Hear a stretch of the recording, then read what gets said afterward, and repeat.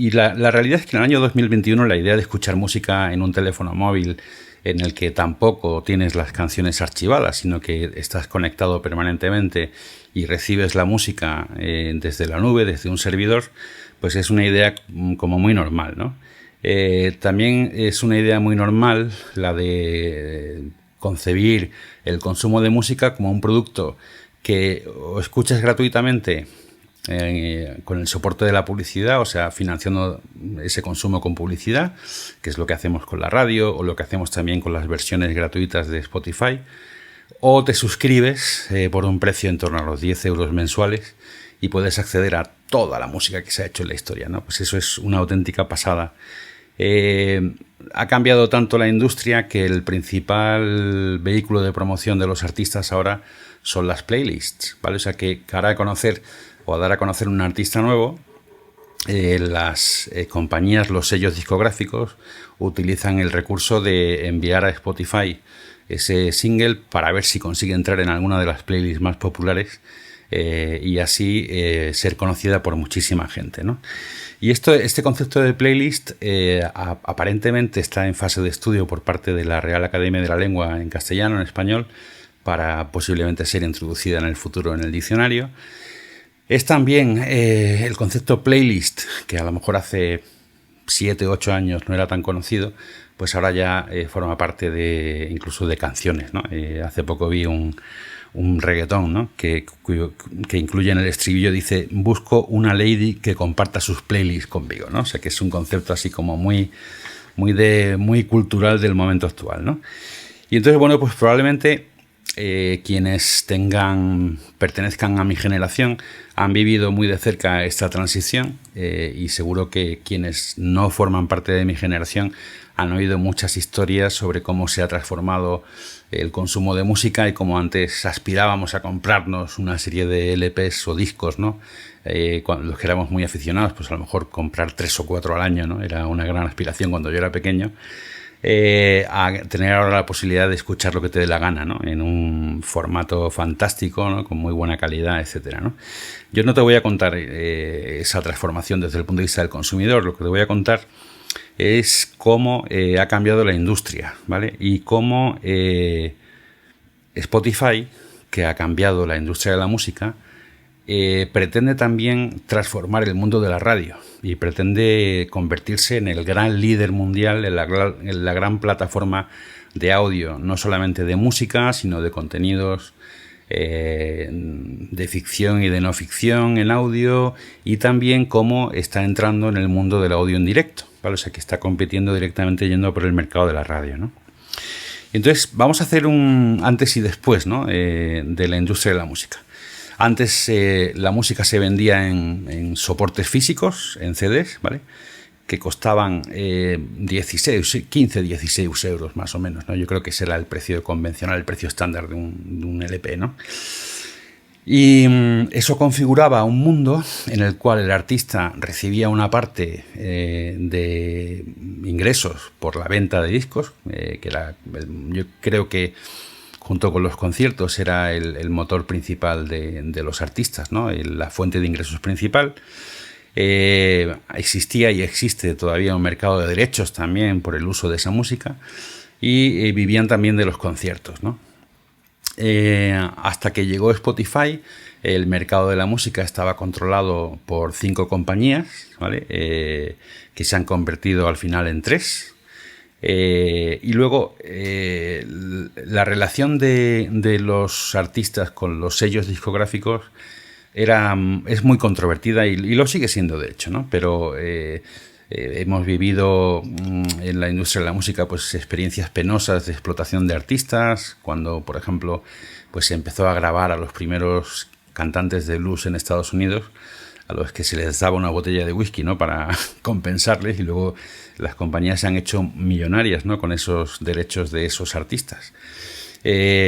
Pero bueno, siempre, o sea, los contratos, digamos que las compañías tenían un control tan fuerte de la distribución de música y de la elaboración de música que podían imponer unas condiciones draconianas, ¿no? Son unas condiciones muy agresivas para los artistas, en los que prácticamente, bueno, pues el artista tenía que pagar hasta por los cafés que se tomaba el CEO del sello discográfico, ¿no? Y entonces, desde el punto de vista de lo que nos llegaba de música, digamos que era muy diferente a lo que ocurre ahora. O sea, la compañía discográfica buscaba talento, seleccionaba talento, desarrollaba talento, desarrollaba con una visión de largo plazo la carrera de los artistas, invertía mucho dinero en marketing, evidentemente, ¿no?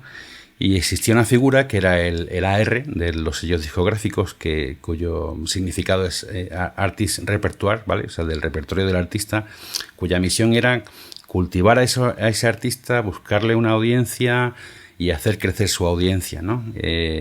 Desarrollando tanto la parte de imagen del artista como la parte del desarrollo de su estilo, de su creatividad, ayudarles a crear hits, a crear canciones que tuvieran mucho éxito, etcétera, ¿no? Y luego la promoción se hacía fundamentalmente a través de la radio y también de la televisión, pero la radio era importantísima y se pagaba también en un contexto un poquito corrupto, ¿vale? Pues se pagaba a las radios para que pusieran un disco, ¿no? Y entonces eso, digamos que generaba un mercado en el que había buena música. O sea, es una cuestión también muy controvertida cómo Spotify ha contribuido a que haya muchísima más música que antes, pero quizá con un valor menor desde el punto de vista artístico y creativo del que se percibía antes, ¿no? Por esa inversión que había en el artista. Y bueno, y la realidad ha sido que ahora, o sea, este era el mundo, la industria hace 10, 15 años, ¿no? Y ahora la música se distribuye a través de streaming. La principal fuente de ingresos de la industria es el streaming, que se vende a través de servicios de suscripción o servicios gratuitos financiados con publicidad. Y luego, para los artistas, el negocio no está, como veremos, en el streaming, ¿no?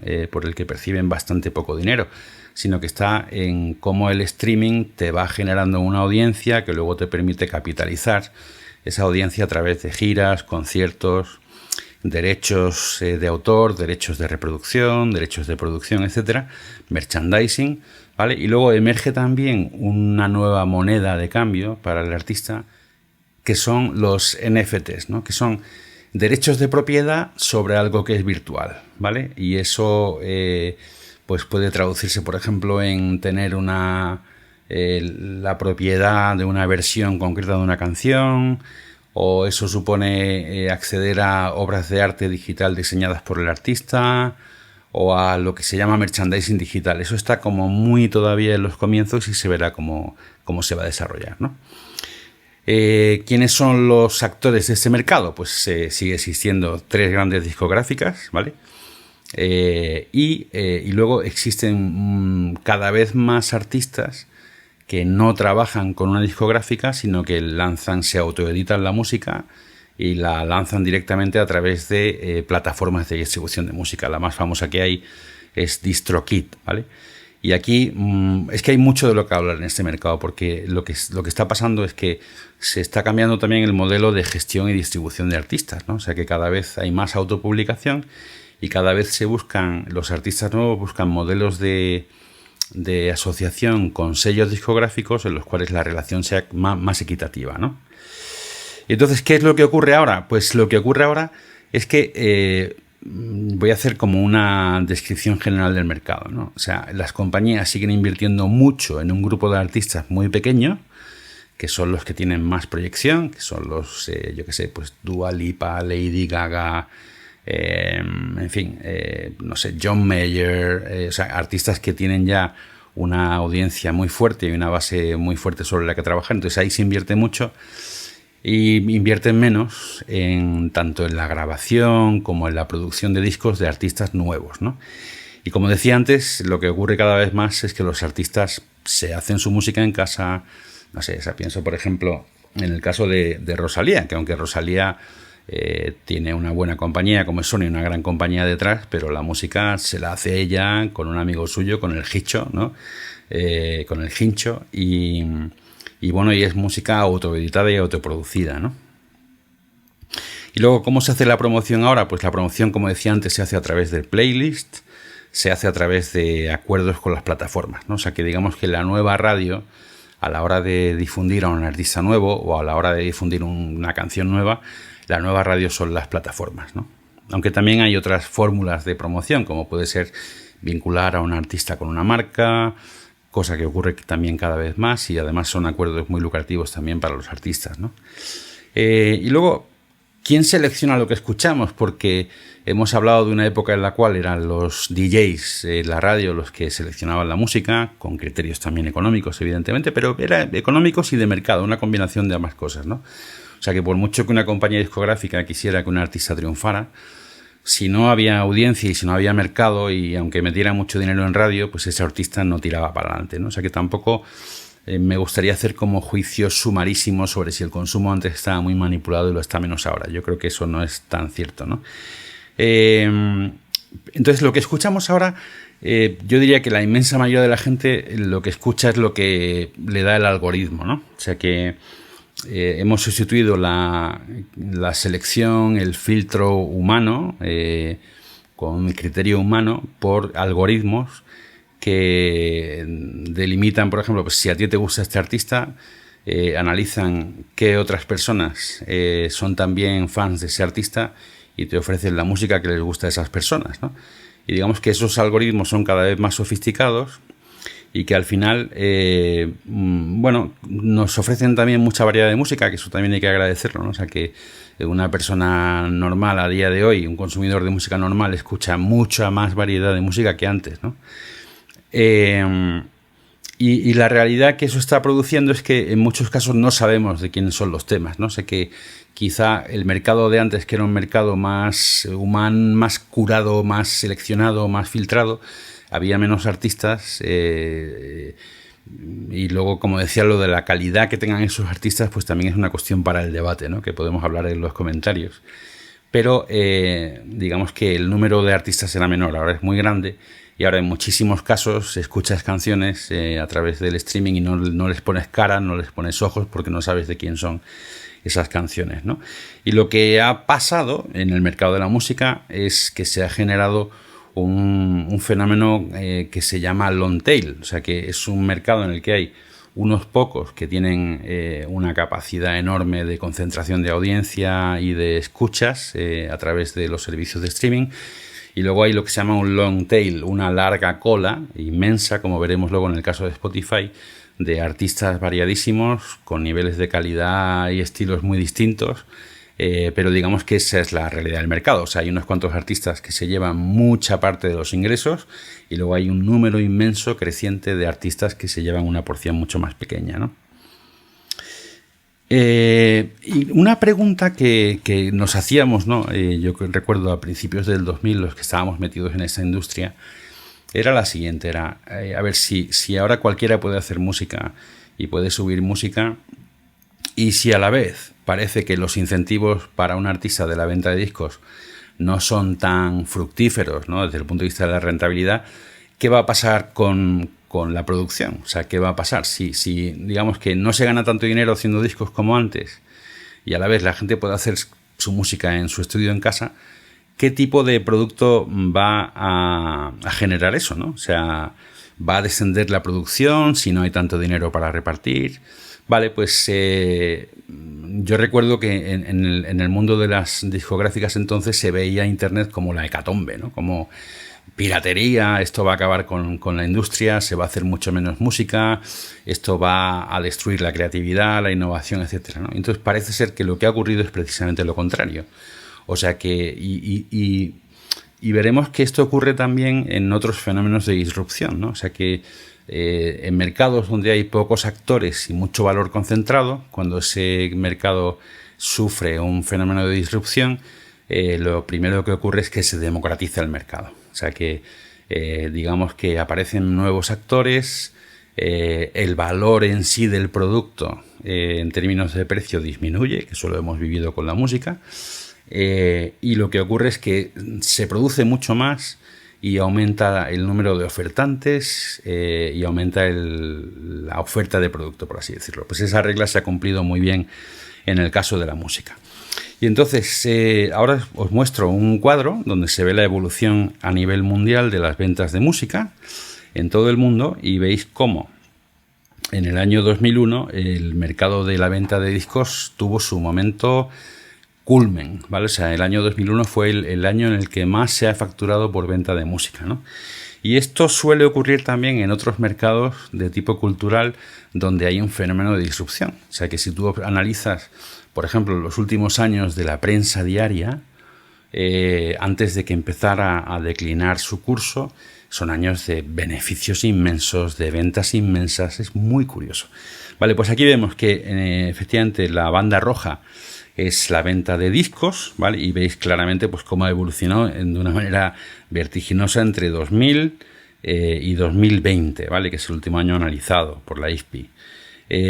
Luego tenemos aquí, vamos viendo cómo las ventas de discos va emergiendo en verde la venta de música a través de descargas, ¿no? Que es el modelo que utilizó Steve Jobs pues, para hacer una primera disrupción del mercado de la música con la venta de archivos, ¿vale? Como eso pues tuvo también su momento álgido en 2013, ¿vale? Fue creciendo, lo veis ahí, y luego ha ido disminuyendo y ahora es muy poquito, ¿no?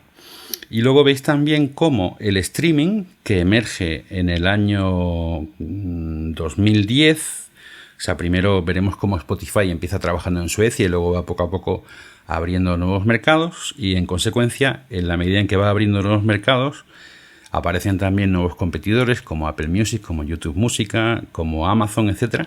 Y llegamos al punto de que en 2020, bueno, pues las ventas están cerca de igualar a las ventas que había de discos en el año 2001. O sea que el sector verdaderamente ha sufrido una metamorfosis muy grande, se ha transformado, pero está cerca ya de volver a ser lo que fue en su día, ¿no? Y cómo, bueno, cómo ha cambiado desde el punto de vista de las grandes cifras, ¿no?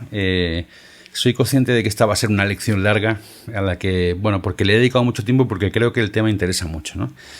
Pues en el año 2001 la música era un club restringido, ¿vale? O sea que digamos que era una industria, era un proceso, había que ser seleccionado, había que ser promocionado. Las compañías discográficas eran como una especie de venture capital, ¿no? De firmas de capital riesgo que metían dinero en muchos artistas sabiendo que solo algunos darían fruto, y ya una vez que algunos daban fruto ya se invertía mucho dinero en potenciar su carrera.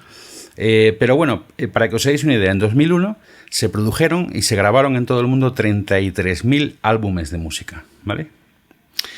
Y de esos 33.000, para que veáis cómo era la fisonomía del mercado entonces, solo 8.000 vendieron más de 1.000 copias.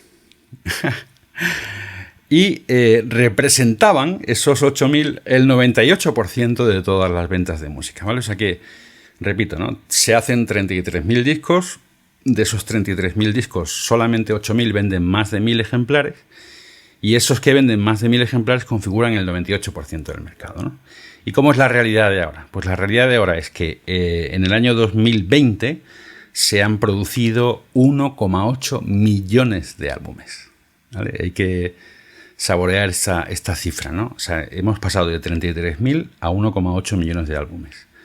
Luego, 48.000 álbumes de estos 1,8 millones suman el 98% de todas de todos los streams, de todas las escuchas de música a través de Internet, ¿no? O sea, y que son, o sea, por tanto, digamos que se produce muchísimo más, y lo que se escucha y lo que genera más volumen de escuchas es también mucho más variado que antes, muchísimo más variado, ¿no?